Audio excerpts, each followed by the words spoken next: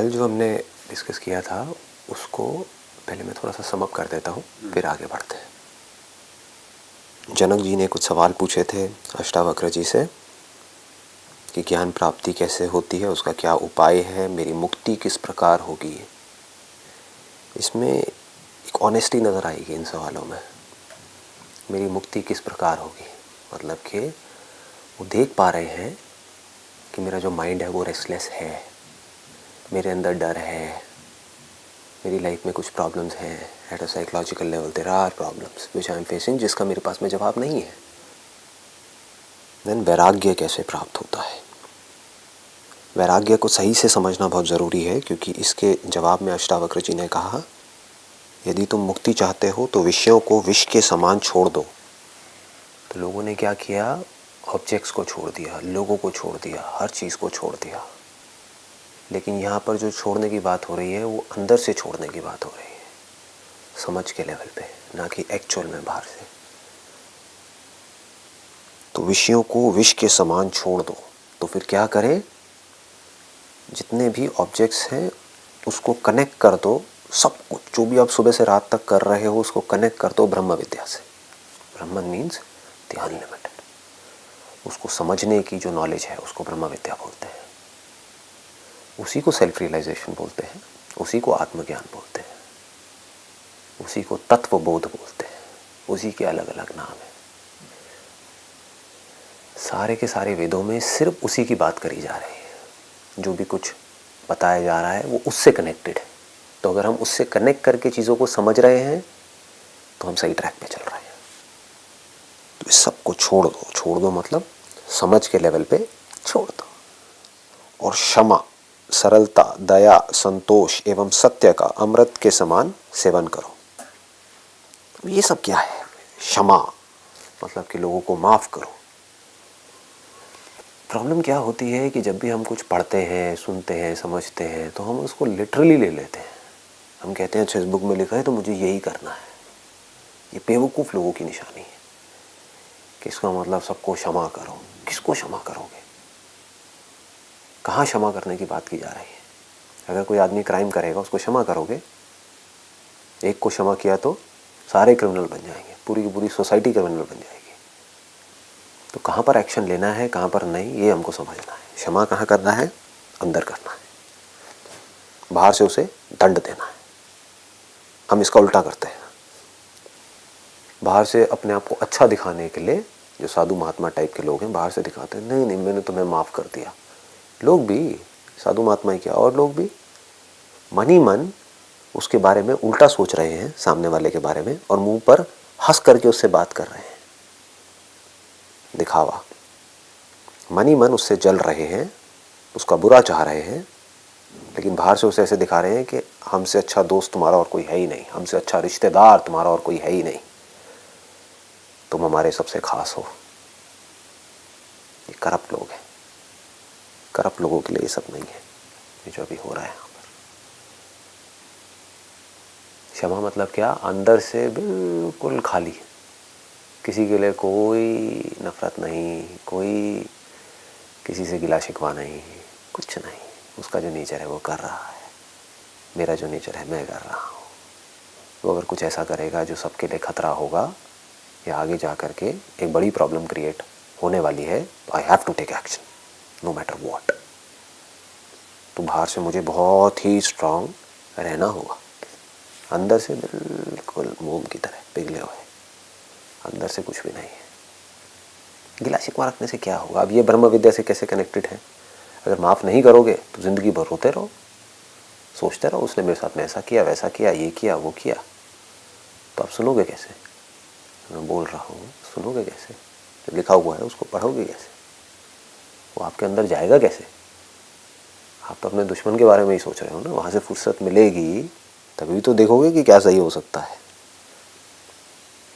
सबके साथ बहुत कुछ गलत हुआ है, सब छोड़ दो, कुछ नहीं पड़ा उस समय। अंदर अंदर से, बाहर से जो सही है, जो आपको सही लगता है वो करते जाओ। सरलता मतलब बिल्कुल सिंपल, एब्सोल्युटली सिंपल। चीज़ों को सिंपल रखो, do not complicate things in your mind. चीज़ों को सिंपल रखो, जो चीज़ जैसी है उसको वैसी देखो। हम अपने माइंड में बहुत तरह की कॉम्प्लेक्सिटीज क्रिएट कर देते हैं, फिर खुद ही उसमें जा कर के फंस जाते हैं। गुस्सा आ रहा होता है लेकिन बोलते हैं कि नहीं मुझे गुस्सा नहीं आ रहा है, मुझे गुस्सा नहीं आ सकता है, मैं तो बहुत स्पिरिचुअल हूँ, मुझे गुस्सा नहीं आना चाहिए। ये हम क्या कर रहे हैं, चीज़ों को कॉम्प्लिकेट कर रहे हैं। गुस्सा आ रहा है, ठीक है आ रहा है, इसका मतलब क्या है, इस बॉडी माइंड के अंदर कोई कमी है? हाँ है, सिंपल हो गया ना। हम क्या करेंगे, नहीं नहीं इसमें कैसे कमी हो सकती है, ये बंदा तो एनलाइटेंड है, ये बंदा तो इतने टाइम से स्पिरिचुअल पता नहीं क्या क्या सुन रहा है, इसे गुस्सा कैसे आ सकता है? क्यों, ये औरों से अलग है क्या? इसकी बॉडी औरों से अलग है क्या? इस पर अगर कोई जलता हुआ लोहे का कुछ आप लगाओगे इसके हाथ पे तो जलेगा नहीं क्या? ये अगर आसमान से गिरेगा तो नीचे नहीं आएगा? क्या लगे, इसके सामने कुछ ऐसा होगा जो इसको पसंद नहीं है तो क्या इसको गुस्सा नहीं आएगा? आएगा ना। तो जब आप इस तरीके से देखते हो तो चीज़ें सिंप्लीफाइड हो जाती हैं। अब you are not unnecessarily complicating things. गुस्सा मेरा पार्ट है, इस बॉडी माइंड का पार्ट है। ये सिर्फ इंसानों में नहीं, जानवरों में भी है। जानवरों के बच्चों को आप अटैक करोगे तो उनको गुस्सा आएगा, उनकी हार्ट बीट तेज़ होगी, वो आपके ऊपर पलट करके अटैक करेंगे, आना भी चाहिए। गलत क्या है? ये थोड़ी बैठ करके तमाशा देखो। तो ये होता है सिंपल रखना चीज़ों को। यहाँ पर कोई कॉम्प्लिकेशन है ही नहीं। गुस्सा भी मेरा पार्ट है, मेरे अंदर जितनी भी बुराइयाँ हैं वो भी मेरा पार्ट है, रहती है, रहने दो, उसमें से कुछ जाती है जाने दो। तो आप सिंपल हो गए, सरल हो गए। Otherwise you are always struggling. मेरे अंदर वायलेंस है लेकिन वायलेंस नहीं होना चाहिए, लड़ते रहो। उस वायलेंस के आने से और वायलेंस अंदर क्रिएट होगा। गुस्सा आता है ये प्रॉब्लम नहीं है, मेरे अंदर गुस्सा आया और मैं एक बहुत अच्छा इंसान हूँ, मुझे गुस्सा नहीं आना चाहिए, ये प्रॉब्लम है। यहाँ से साइकिल क्रिएट हो रही है ऑफ एक्शन एंड रिएक्शन। गुस्सा आया और चला गया, कोई प्रॉब्लम नहीं है। गुस्सा नहीं आना चाहिए, इस बात पे मुझे गुस्सा आ रहा है, ये गुस्से को एग्रावेट कर रहा है। अब जो गुस्से का कॉज है मैं उसको नहीं देख रहा, अब मुझे इस बात पे गुस्सा आ रहा है कि मुझे गुस्सा क्यों आया। मुझे गुस्सा नहीं आना चाहिए, वो कभी हो नहीं सकता, क्योंकि जिस वजह से गुस्सा आया वो कॉज वहीं का वहीं पड़ा है, उसको मैं नहीं देख रहा हूँ। मुझे और गुस्सा आ रहा है, क्यों आ रहा है, नहीं आना चाहिए, अब इसकी वजह से और गुस्सा आ रहा है, साइकिल घूम रही है पूरी की पूरी और ये बढ़ती ही चली जा रही है। Be simple, be straightforward, मतलब कि ढोंग नहीं करना है। क्षमा, सरलता, दया। ये दया क्या है? तो अगर बाहर से आपको किसी को मारना भी पड़ रहा है, आप मार रहे हो, लेकिन अंदर से दिल आपका बिल्कुल सॉफ्ट है, बाहर से बॉडी हार्ड है, एक्शन बड़े लेवल पे हो रहा है, बाहर से मारकाट चल रही है, तो आप दयालु हो, दिल आपका पिघला हुआ है, उसमें आप खुद को देख रहे हो, इसको दया बोलते हैं। संतोष मीन्स कंटेंटमेंट, इसको बोलते हैं कि इससे बड़ी कोई और वेल्थ नहीं है। If you are satisfied with what is. इस दुनिया की प्रॉब्लम क्या है अगर एक लाइन में बोला जाए, कि जो है वो किसी को नहीं चाहिए, बस जो नहीं है उसके पीछे जा रहे हैं, जो है वो कम है और चाहिए। ये सब ट्रैप है। जो भी है, जैसा भी है इस दुनिया में, अच्छा बुरा, वो सबसे आप पूरी तरह से सेटिस्फाइड हो इंटरनली। एक्सटर्नली प्रॉब्लम के सोल्यूशन निकालने की कोशिश कर रहे हो तो इंटरनली आपको पता है कभी निकल नहीं सकते, क्योंकि solution is part of the problem, solution is not different from the problem. हमें लगता है कि हम सोल्यूशन निकाल रहे हैं, जो भी कुछ इंसान कर रहा है सोल्यूशन निकालने के लिए, वो सोल्यूशन ही एक्चुअल में अपने आप में प्रॉब्लम है, क्योंकि वो सोल्यूशन निकाल रहा है अपनी लिमिटेड थिंकिंग के अकॉर्डिंग, उसकी लिमिटेड सोच है, not by taking the whole into account.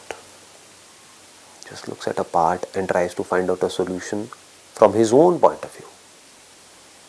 और कैसे निकालेगा कि मेरे लिए सही है, उसके हिसाब से मैं सोल्यूशन निकाल रहा हूँ, तो उसका औरों के ऊपर गलत असर होगा, वहाँ से एक रिएक्शन शुरू होगा, पूरा का पूरा जो स्ट्रक्चर है वो कॉम्प्लिकेटेड हो जाएगा।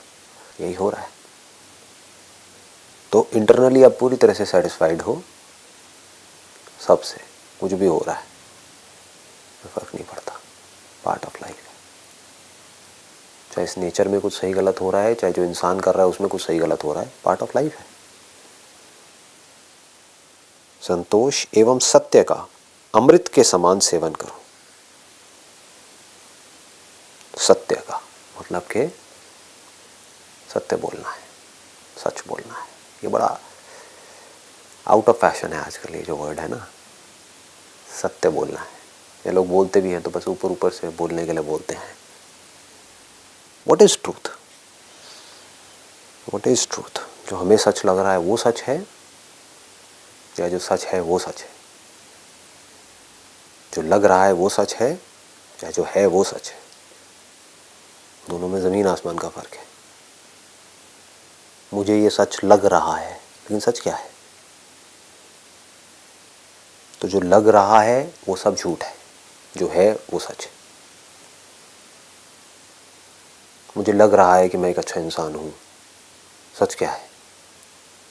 अच्छे बुरे की जो डेफिनेशन है उसके अकॉर्डिंग मेरे में कुछ अच्छाइयाँ भी हैं और बहुत सारी बुराइयाँ भी हैं। तो सच क्या है?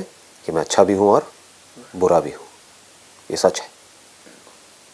मुझे लग क्या रहा है कि नहीं मैं बड़ा अच्छा इंसान हूँ, क्योंकि पूरी दुनिया कहती है कि मैं बड़ा अच्छा इंसान हूँ। आप झूठ में जी रहे हो। तो सच जो है उसको एज इट इज़ देखना, वो सच है। जो है उसको बिना किसी बायस के देखना, वो सच है। आगे बढ़ते हैं। अब वो बता रहे हैं, अष्टावक्र जी जनक जी को बता रहे हैं कि तुम क्या हो। क्यों बता रहे हैं? क्योंकि वो अपने आप को कुछ और समझ रहे हैं, इसीलिए बताने की ज़रूरत है। जनक जी पूछ क्यों रहे हैं? क्योंकि उनको क्लियर नहीं है मैं क्या हूँ। क्लियर होता तो पूछते ही क्यों। तो वो जो खुद को समझ रहे हैं, अष्टावक्र जी ने उस सब को एक एक करके नकार दिया कि तुम ये भी नहीं हो, ये भी नहीं हो, ये भी नहीं हो। तुम ना पृथ्वी हो, ना जल हो, ना अग्नि हो, ना वायु हो, और ना ही आकाश हो। मुक्ति के लिए तुम अपने आप को इन सब का चित्त स्वरूप साक्षी समझो। मतलब तुम ना पृथ्वी हो। क्या हमारी बॉडी पृथ्वी की नहीं बनी है? हाँ, तो इसका मतलब क्या है? इम्प्लाइड क्या है? तुम बॉडी नहीं हो, जल नहीं हो, ये बॉडी जल की बनी है। अगेन तुम बॉडी नहीं हो, क्योंकि घूम फिर के जो आइडेंटिफिकेशन आती है वो हमारी इस बॉडी के साथ नहीं आती है। यही बंधन है। हम अपने आप को ये बोल रहे हैं, यही तो प्रॉब्लम है। अगर हम अपने आप को नेचर बोलते हैं तो वहाँ पर कोई प्रॉब्लम ही नहीं है। फिर तो नेचर में जो कुछ भी है वो सब मैं हूँ। हम नेचर नहीं बोलते अपने आप को, हम अपने आप को एक क्रिएशन नहीं बोलते हैं, हम अपने आप को एक बॉडी बोलते हैं। तो वो क्या कह रहे हैं एक एक करके, ना जल हो, ना अग्नि हो, ना वायु हो, और ना ही आकाश हो। सब कुछ ही छूट गया, क्या बचा? कुछ भी नहीं। इसके बाहर और क्या है? अगर कहीं भी कोई भी ऑब्जेक्ट है तो स्पेस में ही तो होगा। उन्होंने तो स्पेस को ही रूल आउट कर दिया। मुक्ति के लिए तुम अपने आप को इन सब का चित्त स्वरूप साक्षी समझो। चित्त स्वरूप साक्षी, what do we mean by चित्त स्वरूप? स्वरूप मतलब स्वयं का रूप, दैट मीन्स स्वरूप। इसको बोलते हैं, दो तरह की दृष्टि होती है इसमें। एक होती है अध्यारोप दृष्टि, एक होती है स्वरूप दृष्टि। मतलब कि एक जो हम बोल रहे हैं किसी भी चीज़ के बारे में, और एक जो वो एक्चुअल में है। एक मिट्टी की गुल्लक है, उसको हम गुल्लक बोल रहे हैं, जबकि एक्चुअल में गुल्लक कहाँ है? छू के दिखाओ। जैसे ही आप उसको टच करोगे तो आपको गुल्लक नहीं मिलेगी, मिट्टी मिलेगी। तो वो एक्चुअल में है मिट्टी, लेकिन उसके ऊपर हमने आरोप लगा दिया है, अध्यारोप। आरोप, जैसे आरोप लगा देते हैं ना, झूठा इल्जाम लगा दिया है। जो सच नहीं है उसको आरोप बोलते हैं। आरोपित मतलब कि वो है एक्चुअल में मिट्टी, उसको हम बोल रहे हैं गुल्लक। बोल रहे हैं गुल्लक, ये भी प्रॉब्लम नहीं है। समझ रहे हैं गुल्लक, ये प्रॉब्लम है।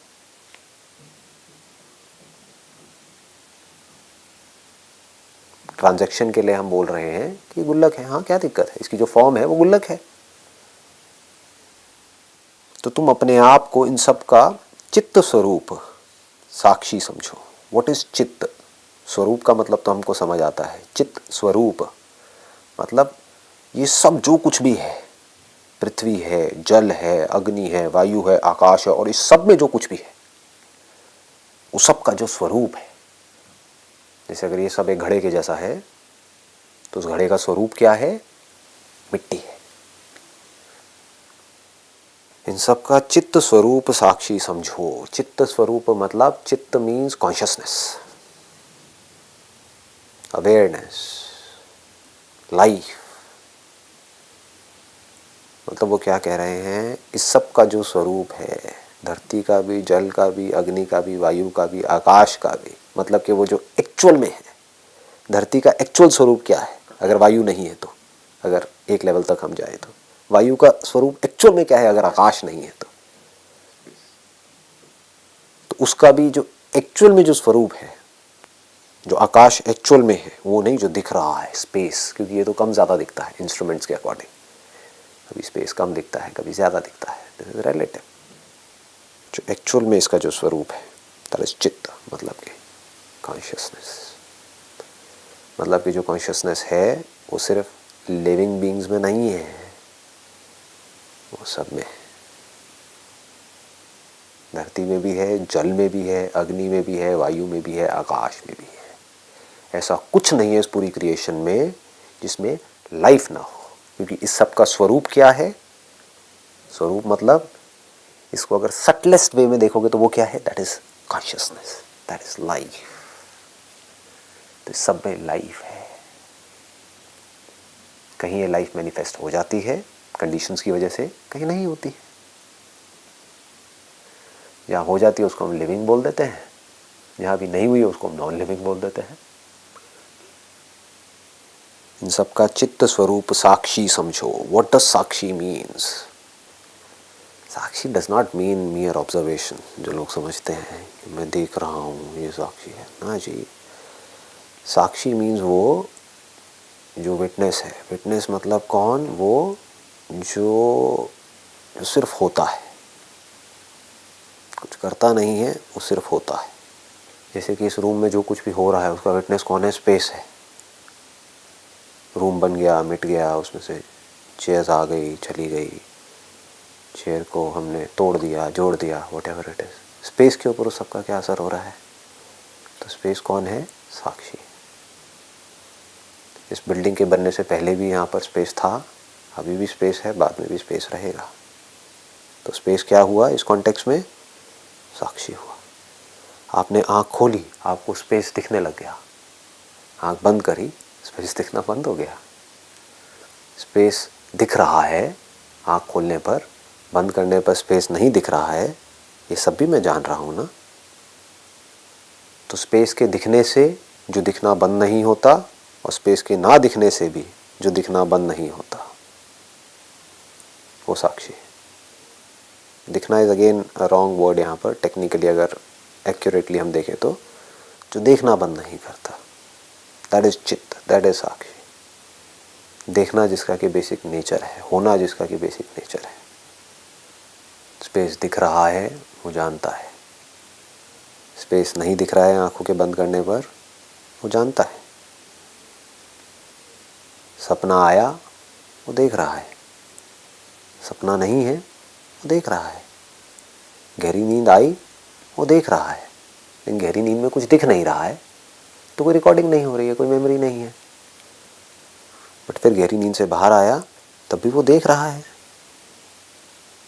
तो उसको ये भी पता है कि अभी कुछ दिख रहा है, उसको ये भी पता है कि सपना दिखा था, उसको ये भी पता है कि बीच में ऐसा भी एक टाइम था जब कुछ नहीं दिखा था। तो वो जिसके ऊपर कुछ भी असर नहीं होता है किसी भी चीज़ के होने का या नहीं होने का, वो साक्षी है। वो जो पूरी तरह से डिटैच्ड है वो साक्षी है। जैसे घड़े के केस में मिट्टी साक्षी है। मिट्टी ने घड़े के ना होने को भी देखा, घड़े के होने को भी देखा, घड़े के मिटने को भी देखा, लेकिन मिट्टी खुद नहीं मिटी, तो वो साक्षी है। Consciousness is always untouched. सुख दुख किसको होता है? थॉट को होता है, कॉन्शियसनेस को नहीं होता है, लाइफ को नहीं होता है। क्योंकि लाइफ को कोई फर्क नहीं पड़ता है कि मैं एक बीज में हूं या एक स्प्राउट में हूं, या उस स्प्राउट को किसी ने खा लिया, अब किसी बॉडी में हूं, उस बॉडी में से निकाल दिया उस स्प्राउट को, अब वो फिर मिट्टी में मिल गया, अब मैं मिट्टी में हूं। मिट्टी को लेकर के कुछ प्लांट्स बन गए, मैं प्लांट्स में हूं। लाइफ को कोई फर्क नहीं पड़ता है। तो वो साक्षी है जो कि सब कुछ देखता रहता है। आज ये क्रिएशन है, कल नहीं होगी। आज ये प्लैनेट है, कल नहीं होगा। तो ये सब कुछ चला जाएगा, मिट जाएगा। बस जिस मटेरियल का ये सब बना है वो नहीं मिट सकता, क्योंकि अगर वो मिट जाता तो कुछ होता ही नहीं। ये जो पूरी की पूरी क्रिएशन है, अगर इसका कोई मटेरियल नहीं होता, कोई सब्सटेंस नहीं होता, तो क्रिएशन भी नहीं होती। कुछ नहीं में से कुछ कैसे आ सकता है? इम्पॉसिबल जी। कुछ ना कुछ तो है ना। तो ऊपर ऊपर से चीज़ें बनती रहती हैं, मिटती रहती हैं, लेकिन जो मटेरियल है वो नहीं मिटता। अब तो अगर ये मटेरियल मुझसे अलग होता तो मुझे क्या फ़र्क पड़ता है? मुझे इस ब्रह्म विद्या का क्या करना है? ये सब बेकार है मेरे लिए। अगर वो मटेरियल मेरे से अलग होता, यानी कि मैं उस मटेरियल को यूज़ करने वाला हूँ, उससे मैं फॉर्म्स बनाऊँ और उसको यूज़ करूँ और मज़े मारूँ, तो मेरे लिए ये पूरी की पूरी नॉलेज बेकार है, अष्टावक्र गीता बेकार है, सब कुछ बेकार है। लेकिन अगर वो मटेरियल मैं ही हूँ तो दैट चेंजेस एवरीथिंग। इससे क्या होता है? जब हमको ये बात समझ आ जाती है तो जो थॉट की लिमिटेशंस हैं वो टूट जाती है। अभी आपका जो थॉट है वो सिर्फ आपकी बॉडी तक है, और इस बॉडी से जो कुछ जुड़ा हुआ है सिर्फ वहाँ तक है। जैसे ही आपका ध्यान इस बॉडी से हट करके इस बॉडी का जो मटेरियल कॉज है वहाँ पर चला गया, इस यूनिवर्स का जो मटेरियल कॉज है वहाँ पर चला गया, जो आपकी कॉन्शियसनेस है उसका जो मटेरियल कॉज है वहाँ पर चला गया, तो आपका थॉट फट जाता है। अब थॉट के लिए कोई जगह नहीं है, थॉट की कोई ज़रूरत नहीं है। ऊपर ऊपर से काम करने के लिए है, बट लिमिटेशन सारी खत्म हो गई। बस इतनी सी बारीक सी चीज़ है जो हमको समझना है। यहाँ पर क्या कहा जा रहा है, ये नहीं कि तुम ये कोई और है उसको तुम भगवान समझो। ये कहा होता तो फिर इसमें कोई ख़ास इंटरेस्टिंग नहीं है, and this kind of boring. तो भगवान है, अच्छा अब मैं क्या करूँ भगवान का? तुम अच्छे कर्म करोगे वो तुमको स्वर्ग में डालेगा, बुरे करोगे नरक में डालेगा। ये नहीं कहा जा रहा है। तुम ना पृथ्वी हो, ना जल हो, ना अग्नि हो, ना वायु हो और ना आकाशी हो। मुक्ति के लिए तुम अपने आप को इन सब का चित्त स्वरूप साक्षी समझो। मतलब इन सब का जो स्वरूप है वो तुम हो। तो अगर स्वरूप तुम हो तो पृथ्वी भी तुम हो, जल भी तुम हो, अग्नि भी तुम हो, वायु भी तुम हो, आकाश भी तुम हो। लेकिन अभी सीधा नहीं बोला जा रहा है ये बात, लेकिन इंप्लाइड यही है। सिर्फ आपकी लिमिटेशन को तोड़ने के लिए इसकी बात करी जा रही है, क्योंकि इतना ऊपर तक हम सोच नहीं सकते। सबका चित्त स्वरूप, मतलब इस सबका जो स्वरूप है वो क्या है? वो चित्त है, वो कॉन्शियसनेस है, वो लाइफ है। सब में लाइफ। ऐसा कोई सब्सटेंस नहीं है इस दुनिया में जिसमें लाइफ ना हो। अगर पानी में लाइफ नहीं होती तो ये हमारी बॉडी को सस्टेन कैसे कर रही है? पानी में लाइफ है, इसमें कोई डाउट नहीं होना चाहिए। अपने आप को, यहाँ पर जो इंपॉर्टेंट बात है समझने वाली, अपने आप को, मुक्ति के लिए तुम अपने आप को, भगवान को नहीं, दूसरों को नहीं, दुनिया को नहीं, अपने आप को इन सब का चित्त स्वरूप साक्षी समझो। मतलब मैं अनटच्ड हूं by whatever is going on.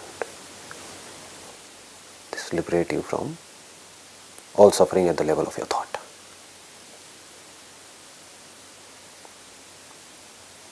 बाकी कल देखेंगे.